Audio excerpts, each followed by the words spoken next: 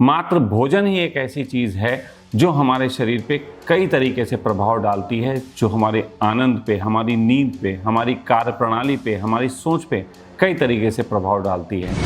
आने वाले समय में ऐसा लगता है कि इंसान को अपने हर काम के लिए इतनी दिक्कत होने वाली है जितनी इससे पहले कभी भी नहीं थी। अगर आप सुबह समय पे उठते हैं, दिन में अपना काम करते हैं और रात को अंधेरा होने पे अपने सोने की तैयारी करते हैं, भोजन लेना बंद कर देते हैं, तो आपको अच्छी नींद आती है, आपकी पाचन क्षमता अच्छी हो जाती है, आपकी ऊर्जा, आपका मूड बहुत अच्छा रहता है, आप खुश मिजाज रहते हो, बीमारियों से सुरक्षा आपको मिलती है, मानसिक एकाग्रता आपकी बढ़ती है। मुझे ऐसा लगता है कि आने वाले वक्त में हम खाना खाने से पहले खाने की टेस्टिंग भी कराया करेंगे।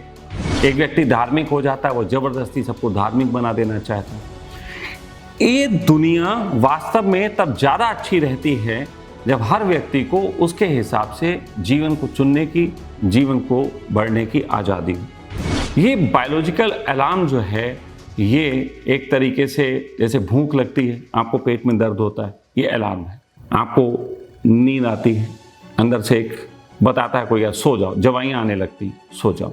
ये एक आपके अंदर का अलार्मिंग सिस्टम है जो बाय डिफ़ॉल्ट आपके शरीर में परमात्मा ने डाला हुआ है। सर्केडियन रिदम के उसमें पूरे तरीके से अपने जीवन को ढालने के लिए आप पागलपन को दिखाया, तो आप मनुष्यता से उठ के देवत्व की तरफ बढ़ने की बजाय, बुद्धत्व की तरफ बढ़ने की बजाय आप जो हैं जानवरों की तरफ बढ़ने लग जाएंगे। हमें परमात्मा ने किस लिए यहाँ पे पैदा किया, क्यों भेजा? अगर कोई परमात्मा है, अगर कोई एनर्जी है, उसका क्या कारण है हम लोगों को बनाने का?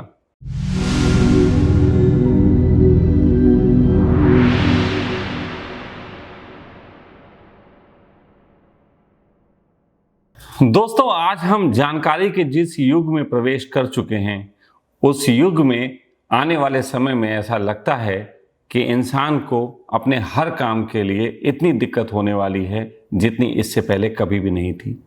हालत ये हो चुकी है कि इंसान को चारों तरफ से जो इन्फॉर्मेशंस आ रही हैं और जिसमें ये पता ही नहीं चल रहा कि सही इन्फॉर्मेशंस क्या है, तो इंसान की सहजता खोती जा रही है और इन्फॉर्मेशन से प्रभावित होकर वो अपनी ज़िंदगी को जिस ढंग से बदल रहा है, वो ज़िंदगी निश्चित ही एक गुलामी जैसी प्रतीत होने वाली है। मुझे ऐसा लगता है कि आने वाले वक्त में हम खाना खाने से पहले खाने की टेस्टिंग भी कराया करेंगे और यहाँ तक कि हम खाने का वजन किया करेंगे कि कितना खाना है, और बहुत तरीके की चीज़ें हैं।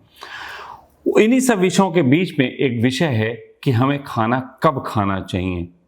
तो आज इस पे हम बात करने बैठे हैं, एक सही तरीके से जानकारी देने के लिए, आपको पूरी साइंटिफिक नॉलेज देने के लिए कि किस किस तरीके से भोजन की व्यवस्था किन वजह से प्रभावित होती है और वो हमारे शरीर पे क्या प्रभाव डालती है। और केवल शरीर पे ही नहीं, मात्र भोजन ही एक ऐसी चीज़ है जो हमारे शरीर पे कई तरीके से प्रभाव डालती है, जो हमारे आनंद पे, हमारी नींद पे, हमारी कार्यप्रणाली पे, हमारी सोच पे कई तरीके से प्रभाव डालती है। तो चलिए आज हम बातें करते हैं कि हमें भोजन कब और कैसे करना चाहिए। सबसे पहले आज के युग में एक बात आती है और वो है सर्केडियन रिदम की। सर्केडियन रिदम, जिसको आप बायोलॉजिकल क्लॉक भी बोल सकते हैं। आखिर ये बायोलॉजिकल क्लॉक होती क्या है और ये किस तरीके से काम करती है, इसके बारे में थोड़ा सा समझना ज़रूरी है। देखिए, हम कब उठें, कब सोएं, कब हम क्या करें, इसके लिए हमारे शरीर के अंदर एक इंफॉर्मेशन है और वो इंफॉर्मेशन बाहर से एक्टिव होती है। जैसे घड़ी है तो घड़ी के अंदर एक मैकेनिज्म है चलने का, लेकिन वो घड़ी बाहर के एक सेल से प्रभावित होकर चलती है। हमें वो एक सेल डालना पड़ता है जिससे वो प्रभावित होती है, वो उसको ऊर्जा देता है। ऐसे ही हमारे शरीर में एक हार्मोन होता है जिसको मेलाटोनिन कहते हैं। तो ये मेलाटोनिन जो है, ये हमारे शरीर में कई तरीके से काम करता है। और एक दूसरा हार्मोन है कार्टिसोल। तो ये जो है हमें सबसे ज़्यादा प्रभावित करते हैं। इसका प्रकाश और अंधकार से बहुत लेना देना है। जैसे ही सुबह सूरज की रोशनी हमारे शरीर पे पड़ती है, वैसे ही वो हमारे मस्तिष्क को कहती है कि जागो और एक्टिव हो जाओ। रात का अंधेरा मस्तिष्क को कहता है कि आराम करो, सोने की तैयारी करो। ये बायोलॉजिकल क्लॉक के तरीके से कह रहे हैं। हो सकता है आप लोग कहें कि इसमें हम तो ऐसा करते नहीं, हमारे दिमाग में तो कोई ऐसी आवाज़ नहीं आती। तो अभी मैं आपको बताऊंगा कि वो क्यों नहीं आती। तो हमारे दिमाग में इस तरीके से ये एक छोटा सा केंद्र है जो आंखों से आने वाली रोशनी को पहचानता है, और यही हमारी पूरी जो बायोलॉजिकल क्लॉक है इसको कंट्रोल करता है। और ये जो क्षमताएं हैं हमारे खाने की, उसको प्रभावित करता है। जैसे कि एक गांव में मुर्गे की आवाज़ आती है कुकड़ू सुबह के समय, और मजदूर उठ जाता है। तो मजदूर उड़ने के साथ ही अपने शरीर के सारे काम शुरू कर देता है। जब वो सो रहा होता है तो ना तो उसे भोजन की याद आती है, ना ही किसी तरीके से और काम की। लेकिन जैसे ही उठता है उसको लगता है कि अब खेत जाना है, काम, यानी कि शरीर की कार्यप्रणाली एक्टिव हो गई। अब ये शरीर की कार्यप्रणाली जब एक्टिव है तो निश्चित ही इसमें वो पाचन क्षमता भी एक्टिव हो जाती है। तो जब पाचन क्षमता एक्टिव हो जाती है तो वो आपके खाने को पचाने के लिए बहुत सहयोगी होती है। यही ऊर्जा शाम होते होते कम हो जाती है। रात में मेलाटोनिन बढ़ता है, तो इसी के कारण गहरी नींद और शरीर जो है रेस्ट मोड में चला जाता है। इसलिए अगर आप दिन में धूप लेंगे और रात को अंधेरे में रहेंगे तो आपकी घड़ी बिल्कुल ठीक चलेगी। और इसके फायदे हैं, अगर आप सुबह समय पे उठते हैं, दिन में अपना काम करते हैं और रात को अंधेरा होने पे अपने सोने की तैयारी करते हैं, भोजन लेना बंद कर देते हैं, तो आपको अच्छी नींद आती है, आपकी पाचन क्षमता अच्छी हो जाती है, आपकी ऊर्जा, आपका मूड बहुत अच्छा रहता है, आप खुश मिजाज रहते हो, बीमारियों से सुरक्षा आपको मिलती है, मानसिक एकाग्रता आपकी बढ़ती है। लेकिन इसके नुकसान भी हैं। नुकसान ये है कि जब ये रिदम बिगड़ जाती है तो आपके अंदर अनिद्रा, थकान, सुस्ती, हार्मोनल इम्बैलेंस, पाचन की समस्याएं, मानसिक असर, चिड़चिड़ापन, डिप्रेशन, लंबे समय से गंभीर रोग, तो ये सारी चीज़ें जो हैं होने लग जाती हैं।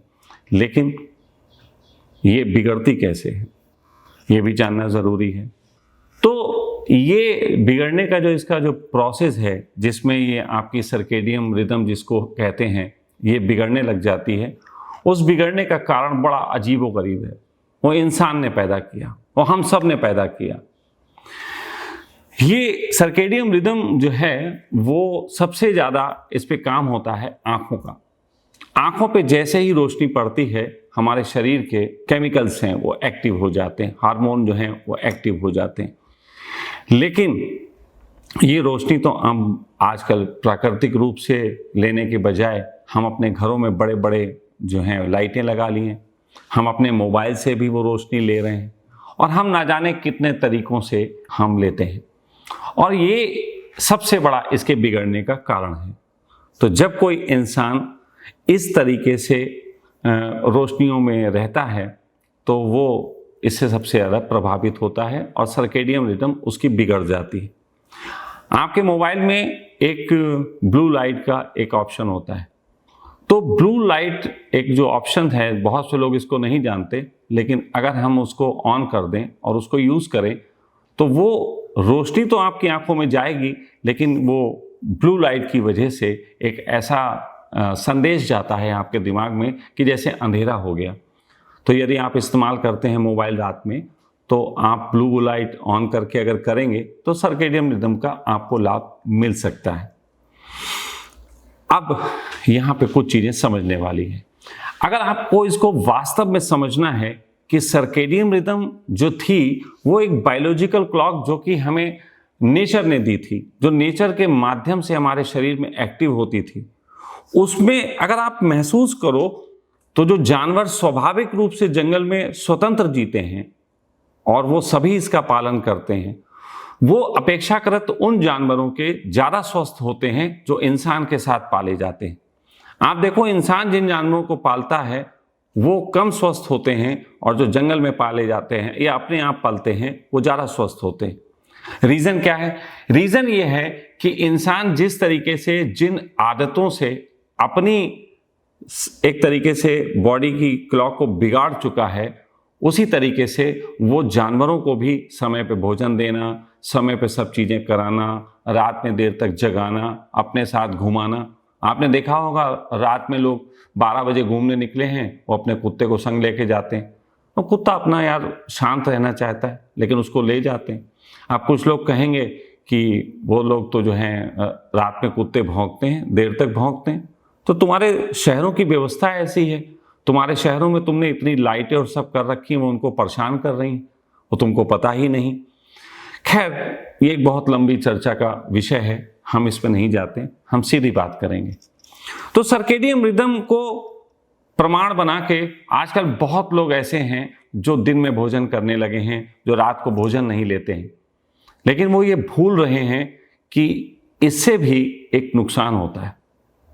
अब वो नुकसान कितना गहरा है, इसको समझने की जरूरत है।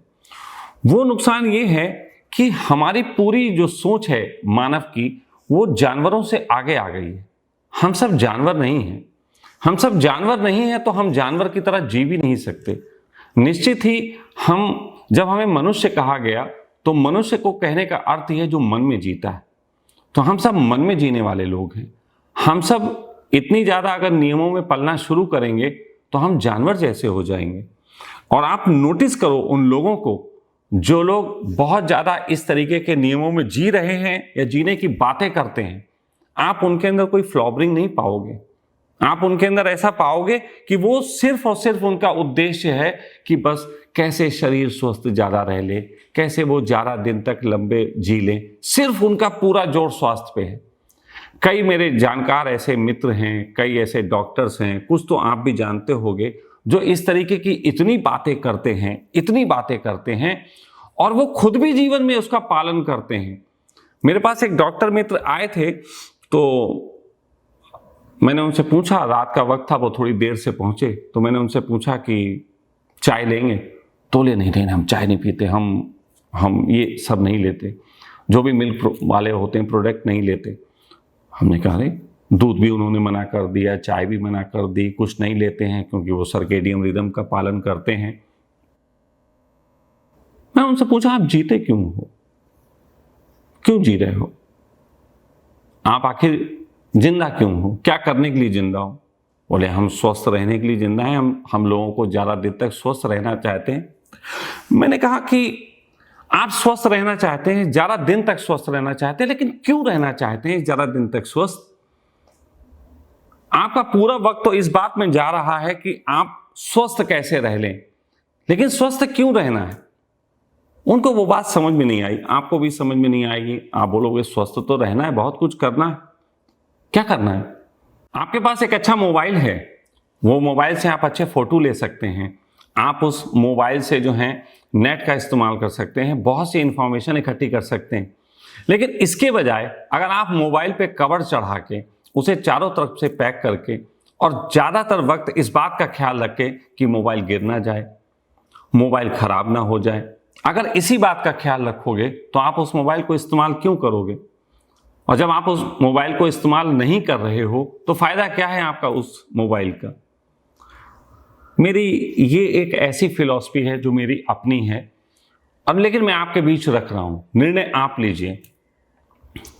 हमें परमात्मा ने किस लिए यहां पे पैदा किया, क्यों भेजा? अगर कोई परमात्मा है, अगर कोई एनर्जी है, उसका क्या कारण है हम लोगों को बनाने का, हम लोगों को आविष्कृत करने पे, हम लोगों को जिसको बोलते हैं कि हम बहुत ज़्यादा एवल्यूट किए हैं, एवोल्यूशन की उससे गुजरे हैं। तो व्हाट इज एवोल्यूशन?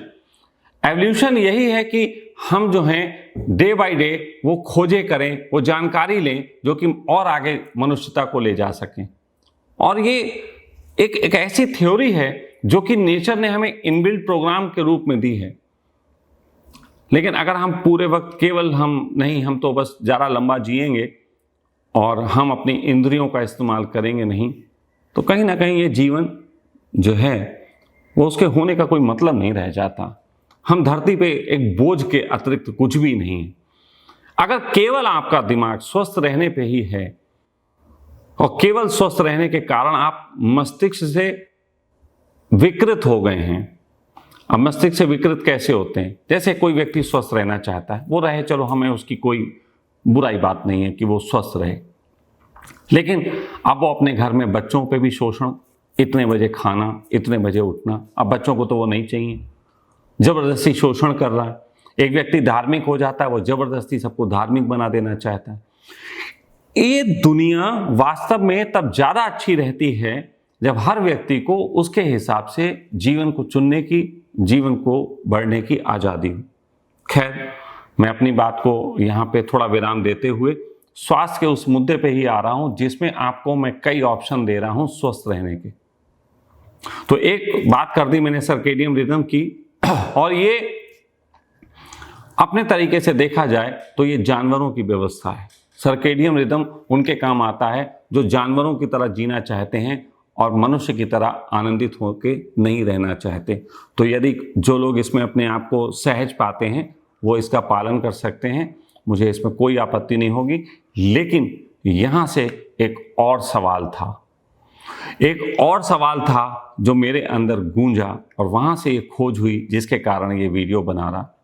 और वो सवाल ऐसे ही सर्केडियन रिदम पे बात करते हुए आया कि रमज़ान के दिनों में दुनिया की लगभग 23% आबादी रात में ही भोजन करती है। रमज़ान के दिनों में तो ये 23% आबादी तो बहुत बीमार हो जानी चाहिए, तो उनमें बहुत सारी जो हैं ऐसी बीमारियां और सब आ जानी चाहिए कि बहुत परेशान हों। तो मैं इस पे जब चिंतन करने लगा तो फिर मैंने इस पे रिसर्च की। तो इस पे जब रिसर्च हुई तो रिसर्च में ये पाया गया सैद्धांतिक रूप से कि अगर हम केवल ये जो सर्केडियन रिदम है बायोलॉजिकल, तो इसे देखें तो रोज़ों में जो है भोजन रात के समय शिफ्ट हो जाता है, दिन में लंबा उपवास रहता है, नींद का पैटर्न बदल जाता है क्योंकि सहरी और अफ्तार और सहरी होता है, उसके में टाइमिंग कुछ ऐसी होती है कि रात में जागना पड़ता है। तो ऐसी कंडीशन में इनके शरीर पे तब भी फायदे हुए। इनके शरीर ने इस प्रक्रिया को एक तरीके से रात में भी अपना लिया। तो लॉजिकली सर्केडियन रिदम की ही जो चीज है वो दिन में ना इंप्लीमेंट होके रात में इंप्लीमेंट हो गई। तो मैं सोचने लगा कि जब हमारे अंदर का केमिकल जो हमारा हार्मोन है, तो वो हार्मोन जब दिन में ही इस तरीके से काम करते हैं तो ये रात में कैसे इस तरीके से काम करने लगे। तो यहाँ पे एक नई चीज जो है वो निकल के आई, और वो निकल के आई क्योंकि इंसान ऐसे समय में संकल्प का उपयोग कर रहा होता है, और उस संकल्प की जो ताकत होती है, आध्यात्मिक और मानसिक पक्ष जो होता है, वो इतना ज़्यादा नियंत्रण कर लेता है मस्तिष्क के ऊपर, इच्छाओं के ऊपर, कि आपके सर्केडियन रिदम को भी उसके लिए, उस व्यक्ति के लिए जो कि संकल्प के साथ भोजन कर रहा है, आध्यात्मिक तल पे अपने को किसी के प्रति समर्पित करके, भले ही वो रोज़ों में हो या कुछ भी हो, कोई लोग इस तरीके के उपवास भी रख सकते हैं, तो उसमें वो पॉजिटिव रूप में बदल जाता है। वो उसका जो तरीका है शरीर के काम करने का वो बदल देता है। रोज़ा जो है सर्केडियन रिदम को तोड़ देता है और शरीर और मन को नुकसान पहुंचाने की बजाय वो उसको फ़ायदे देता है। तो जो लोग रोज़े रखते हैं उनको बड़े फ़ायदे होते हैं, उनकी मानसिक शांति में सुधार देखा गया है, उनकी हेल्थ जो है इम्प्रूव हुई है। इस पर जो है वो रिसर्च है पूरी, उसके लिए हम आपको नीचे जो हैं डाल देंगे इसमें, जिस वेबसाइट पे आपको इस रिसर्च के संबंध में सारी बातें मिल जाएंगी। और ये सर्केडियन रिदम का जो रिसर्च करने वाले लोग हैं उन्होंने ही इस पर रिसर्च किया है, ये कोई ऐसा भी नहीं है कि रिसर्च अलग से कोई किया गया हो। तो उन्होंने ये पुष्टि की है कि रमजान में फास्टिंग करने के दौरान इंसुलिन बेहतर काम करता है, जिससे शुगर नियंत्रण होती है, उसमें लाभ होता है। सर्केडियन रिदम का संतुलन जब जीवन शैली जैसे नींद, प्रकाश, भोजन पे प्रभाव डालता है तो ये सब नियंत्रित रहते हैं, इनमें बदलाव नहीं आता, यानी कि दिन और रात का कोई फर्क नहीं रह जाता, और इनका स्वास्थ्य जो है वो बहुत बेहतर होता है। रमज़ान के दिनों से गुजरने के बाद लोगों के शरीर बहुत ज़्यादा बेहतर पाए गए। ये बड़े कमाल की बात है कि अभी सर्केडियन रिदम दिन की बात कर रहा था, लेकिन अभी रात में भी ऐसा होने लगा। तो इसकी जो ताकत है वो ताकत है संकल्प की ताकत। अब यहां मैं थोड़ा कुछ चीजें बताना चाहता हूं। संकल्प की ताकत कितना गहरा काम करती है, इसकी सबसे बड़ी मिसाल है मीरा। मीरा को आपने देखा, जो मीरा कृष्ण के कहे पे किसी ने कहा उससे कि मीरा तेरे लिए कृष्ण ने ये प्रसाद भेजा है, और मीरा ने वो जहर पी लिया जो वो लेके आया था, और जहर पीने के बाद भी उसको कुछ नहीं हुआ, वो पूरे तरीके से ठीक रही। ये एक संकल्प का बहुत बड़ा प्रमाण है, तो जो कि बहुत आसानी से कोई भी व्यक्ति संकल्पवान इसका उपयोग कर सकता है। पुराने समय में ऋषि मुनि होते थे, वो संकल्प के माध्यम से ही अपने जीवन को चलाते थे, भोजन को अपने तरीके से संकल्प के लिए लेते थे। उनका एक अपना ढंग था। वो संकल्प शरीर के शुद्धि के लिए ज़्यादा नहीं होता था, बल्कि संकल्प उनका आध्यात्मिक होता था, शरीर की शुद्धि उसमें हो जाती थी। अब हम इससे आगे चलते हैं, क्योंकि ये तो अभी तक हमने सुन लिया जिसमें हम बायोलॉजिकल क्लॉक की बात करते थे। दूसरी हमने संकल्प की बात की, जो कि सीधे सीधे आत्मा से जुड़ी बात होती है। लेकिन एक और चीज़ है, और वो है एक तरीके से इनर क्लॉक।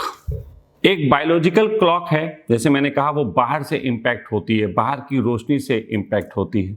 लेकिन एक है बायोलॉजिकल अलार्म, हम इसको अलार्म नाम देते हैं, बायोलॉजिकल अलार्म, शरीर का संकेत। अब ये बायोलॉजिकल अलार्म क्या है? ये बायोलॉजिकल अलार्म जो है, ये एक तरीके से जैसे भूख लगती है, आपको पेट में दर्द होता है, ये अलार्म है। आपको नींद आती है, अंदर से एक बताता है कोई, यार सो जाओ, दवाइयाँ आने लगती, सो जाओ। ये एक आपके अंदर का अलार्मिंग सिस्टम है, जो बाय डिफ़ॉल्ट आपके शरीर में परमात्मा ने डाला हुआ है। इसके लिए आपने कोई कोशिश नहीं की। ये आपको शरीर के संकेत देता है। जब भूख लगती है ये बताता है, जब पेट भर गया रुक जाओ ये बता देता है। तो इन संकेतों पे हमें ध्यान देना चाहिए। इन संकेतों के आधार पे यदि हम भोजन करते हैं और भोजन छोड़ते हैं, तो ना तो ये कि कितना खाना है कितना नहीं, क्योंकि ये भी शरीर बता रहा है। शरीर ये भी बता रहा है कि अब हम भोजन शुरू करें, और साथ साथ केवल भोजन ही नहीं बता रहा कितना लेना चाहिए कितना नहीं, वो ये भी बता रहा है कि मीठा लेना चाहिए कि नमकीन लेना चाहिए, खट्टा लेना चाहिए कि मीठा लेना चाहिए, कि आज थोड़ा कड़वा खाने का मन है कि आज थोड़ा सीठा खाने का मन है। तो सीठा भी एक स्वाद होता है, कभी कभी वो भी खाने का मन होता है। तो ये जो स्वाद होते हैं, ये अंदर की हमारी एक तरीके से नीड होती है, हमारे शरीर में उसकी ज़रूरत होती है। तो अंदर की क्लॉक को सुनना जो है वो बहुत अच्छा होता है। ये हमारे वजन को बहुत नियंत्रित करता है। ये हमारे वजन को इतना ज़्यादा नियंत्रित करता है कि आप सोच भी नहीं सकते। मैं अपनी बात कहूँ तो लगभग मैं इस नियम को पालन करता हूँ, लिसन टू बॉडी वाला। और ये आज से नहीं पालन करता, ये मैं शायद बचपन से ही पालन कर रहा हूँ।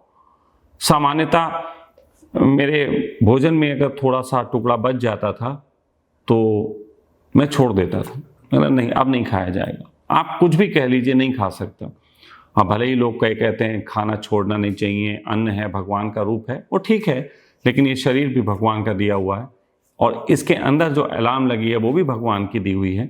और उस अलार्म ने अगर बोला है नहीं खाना है, तो वो भगवान का आदेश है, तो मुझे नहीं खाना है, तो मैं नहीं खाता था, भले ही दुनिया का कोई ज्ञान मुझे देता रहे। तो इससे मैं शारीरिक रूप से एक हमेशा फिट रहा। मेरी हाइट जो है वो 5 फुट और 11 इंच है, 6 फुट लगभग मान लीजिए, 1 फुट 1 इंच कम है। और इतने में मेरा वजन 70 किलो, 71 किलो, 72 किलो के बीच डोलता है, और यही रहता है। मैं इसके लिए कोई एक्सरसाइज नहीं करता, किसी प्रकार का मेडिटेशन, कुछ भी नहीं। मेरी पूरी लाइफ स्टाइल में जो मेरे साथ रहते हैं वो हैरान हो जाते हैं कि मैं कुछ भी ऐसा पालन नहीं करता जो कि शास्त्रों द्वारा वर्णित हो। सिर्फ शरीर की सुनता हूँ, जो खाने का मन होता है खाता हूँ, कभी कह देता हूँ आज मीठा खाने का मन है, कभी नमकीन, कभी कुछ, जो होता है वो मैं खाता हूँ। और बहुत लिमिटेड मेरा भोजन है, क्योंकि पेट छोटा है, जल्दी भर जाता है। और हमेशा ही मेरे अंदर की कोई घड़ी है जो मुझे रोक देती है, मैं एक्सेस नहीं खाता। तो सबसे बड़ा इसका असर पड़ता है हमारे स्वास्थ्य पे, और वो हमारा शरीर ज़्यादा बढ़ता नहीं, बेडौल नहीं होता। और लगभग ये मेरी आदत जो है वो यहाँ के बच्चों को भी पड़ चुकी है, ज़्यादातर बच्चों को। तो हमारे साथ रहने वाले आपने देखे होंगे, कभी कोई मोटा आ जाता है तो वो धीरे धीरे पतला होने लगता है, कोई बहुत पतला आता है तो फिर वो थोड़ा मोटा होने लगता है। कहने का मतलब उनका शरीर एक बैलेंस करने लगता है इन चीज़ों को। तो कुल मिला के ये चीज़ जो है वो बहुत अच्छी होती है। अब इसके कई फ़ायदे हैं। अगर आप इस तरीके से खाते हैं तो आपका पाचन बेहतर होता है, क्योंकि जब आपको असलियत में भूख लगती है, क्योंकि पेट का अलार्म तो तभी बोलेगा जब असलियत में भूख लगी होगी।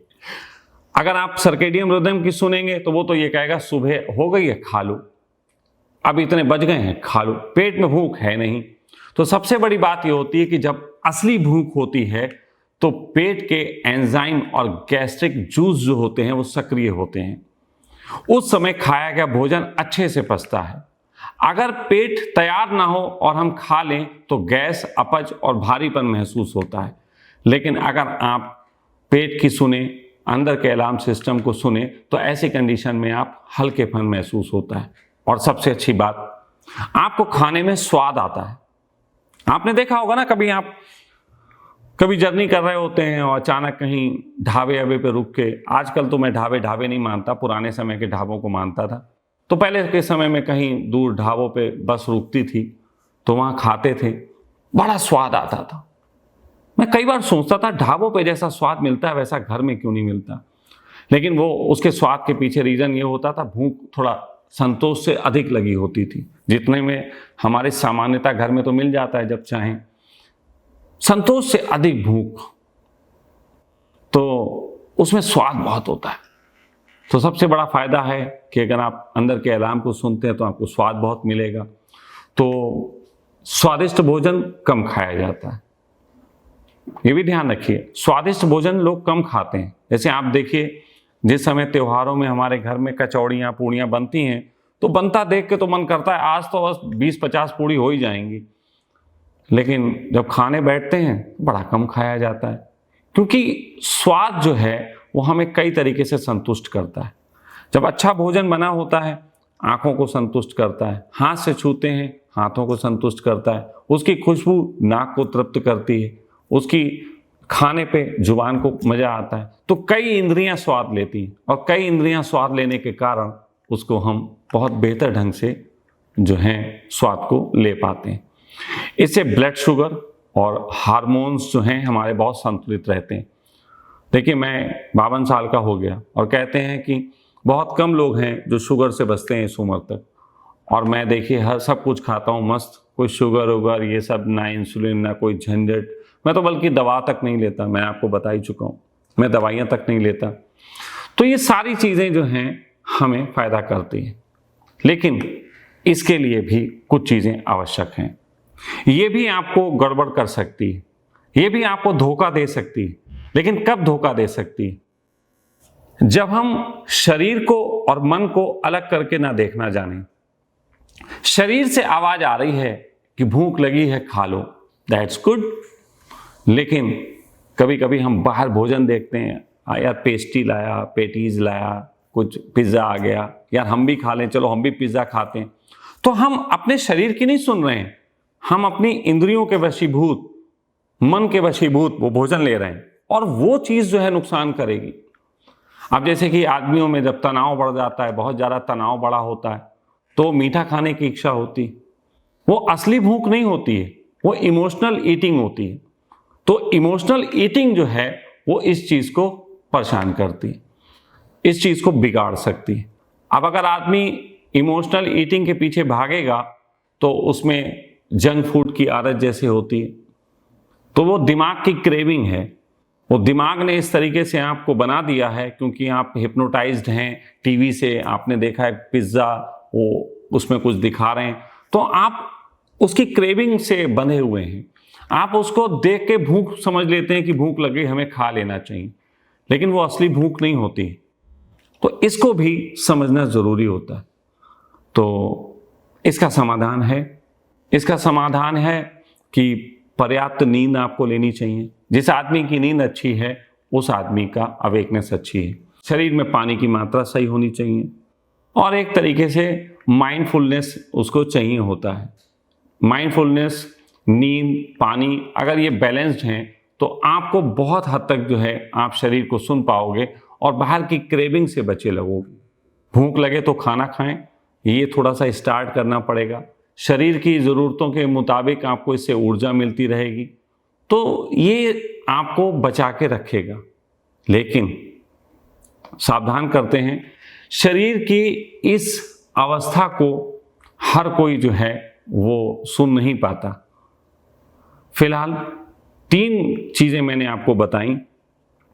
सबसे पहले मैंने आपको बताया कि आप बायोलॉजिकल क्लॉक जो होती है हमारी सर्केडियन रिदम, आप उसके अनुसार भोजन को ले सकते हैं। दूसरा मैंने आपको बताया संकल्प के साथ भोजन लेने की कला, ये बहुत कम लोगों के अंदर पाई जाती है। और तीसरा मैंने आपको बताया कि आप बॉडी के अलार्म सिस्टम को समझना शुरू करें।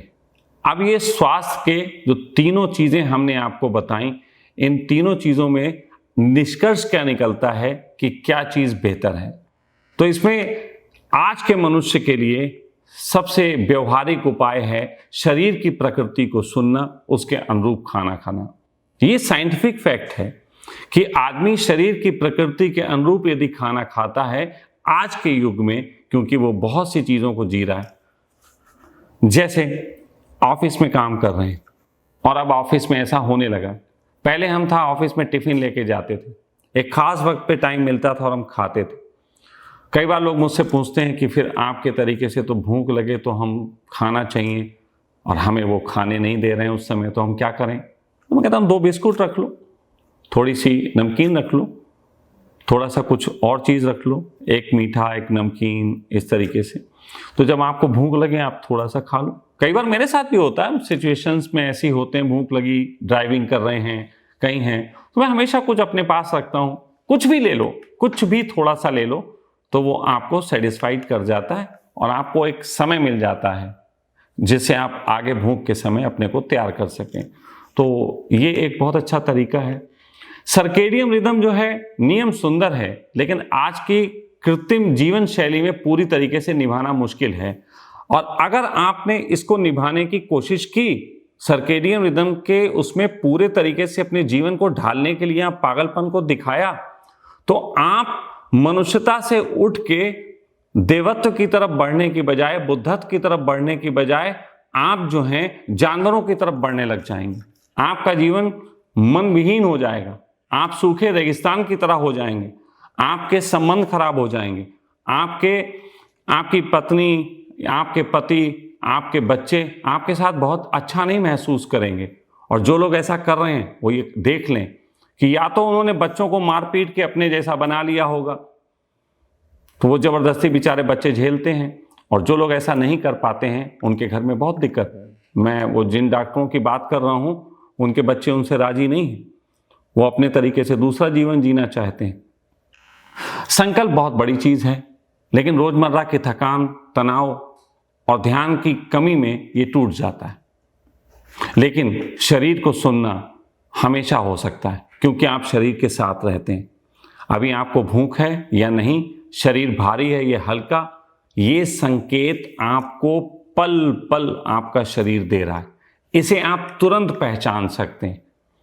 हाँ, अंत में उन मित्रों के लिए जो मित्र ये कहते हैं कि हमें शरीर की सुनना नहीं आती, हम मन के तल पे ज़्यादा भाग जाते हैं, हमें पिज़्ज़ा की क्रेविंग ज़्यादा घसीटती है, ऐसे लोगों के लिए मैं कहना चाहता हूँ कि वो 5 दिन के मौन का उपयोग करें, जिसके लिए सखा वेलनेस में आप लोगों को निमंत्रण है निःशुल्क।